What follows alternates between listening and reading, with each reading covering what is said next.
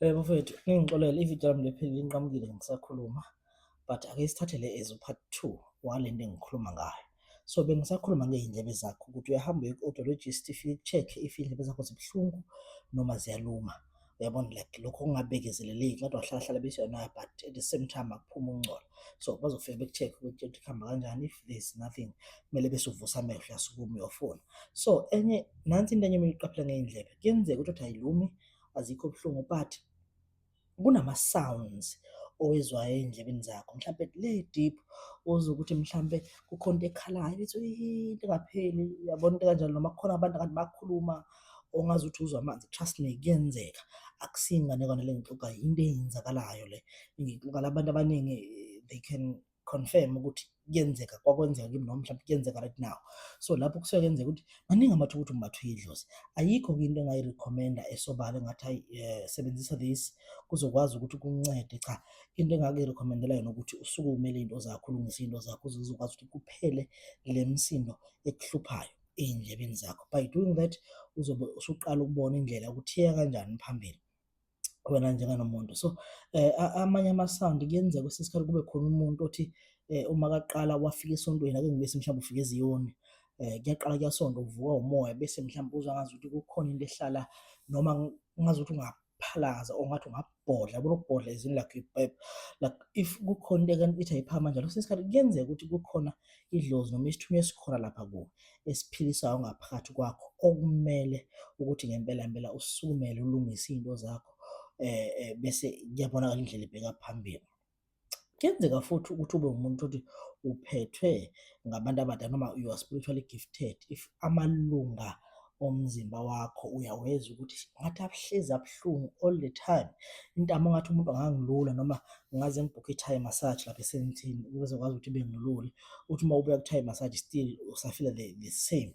That's why kukhona into eziwubuhlalo ey'fakwayo la zifakwe ukuthi zibambe amalunga akho omzimba ukuthi engabi buhlungu, ngoba idlozi malifika kusho malifika kuwe lifike lihlale kulamalunga omzimba licindezele wona bese ugcina uba umuntu okwazi ukuthi awukwazi ukuhamba noma awukwazi ukwenzani.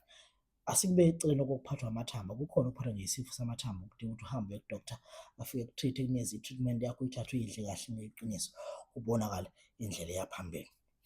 Bese kuzoba khona ukuthi kusuke kukhombisa ukuthi you are spiritually gifted if ngaso sonke isikhathi uma uzohlala nomuntu noma ube phakathi kwabantu uhlushwe ukubhodla, like uyabhodla, uyabona, uvele ubhodle non-stop, uhlushwe ukuzamula like ulokhu kancane eze kubuza umuntu, hayibo ulambile kwenze njani? Cha, angilambile.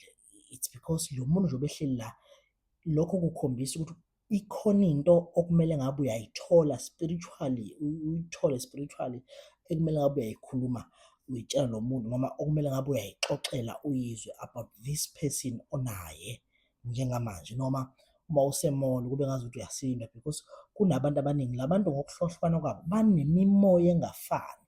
So yonke le mimoya isuke ifuna ukuzoriphotha kuwe ngethemba lokuthi mhlawumbe ungabancedela, mhlawumbe omunye lapha unebhadi eliwukuthi, omunye lapha ukuthi. So ngalesi sikhathi uzozamula uphakathi nabantu ubhodle into engapheli iphathwa abantu, kusuke kukhombisa ukuthi unesiphiwo wena sokuthi ngabe uphikha up iy'nkinga zalabantu abakhona la, umtshele umuntu ukuthi yazi wena inkinga yakho kumele ilunge kanje. Ngoba into abantu abangayi-understand ukuthi ukwazi iy'nkinga zabantu akusiyo into emnandi futhi akusebenzi, akunamsebenzi ukwazi iy'nkinga zabantu. Kodwa into enomsebenzi nebalulekile ukuthi uma usuyazi inkinga uthini, uthi ayilungiseke kanjani, uyabona? Uthi ungabe oxwayo uma ngabe uyohlola kumuntu efike kunikeze ama-solution engakunikeza ama-problems, because mina ngihlobo uma nifaka umuntu ufuna ukuzwa ukuthi ugogo wakho uJosephina walala nobaba omncane la ekhaya kwenzekeni, ujabuliswa yilokho but awujatshuliswa ukuthi umuntu efike ethi eyi ukuze siyilungise le nkinga asenze 1, 2, 3. Anginazi ukuthi naba kanjani kodwa asikho lapho, sila ekutheni if uphakathi kwabantu ufila ngale ndlela ofila ngayo kusuke kukhomba ngempela ukuthi ikhona into ekhona emzimbeni wakho okumele uyilandelele uyilungise, okuyinto abantu abadala. Back to amaphupho, ake ngibale amaphupho a-few sengizoyivala le video ewu-part 2. Ake ngibale amaphupho a-few ongabheka noma ongakhonfirma ngawo ukuthi you are spiritually gifted. Ngizobala nje awu-few amaphupho. Number 1, uma ngabe umuntu majority of the time uma ngabe uwumuntu ozoyiphupha usesikolweni ufunda, hhayi sonke isikhathi but majority of the time kuyakhomba ukuthi ngempela kukhona into noma udinga ukukhula spiritually because isikole usuke uyofunda, la edlozini kuyafundwa. Ukufunda kwakhona ukuthwasa, ukwazi umniningwane, ube ne-mentor ezokufundisa ukuthi izinto zihamba kanjani. But other than ukuthi mhlawumbe kumele uyothwasa noma wenze njani, kukhona nje ukuthi uphuphe isikole mhlawumbe ngenhloso yokuthi impilo yakho kumele iqhubekele phambili.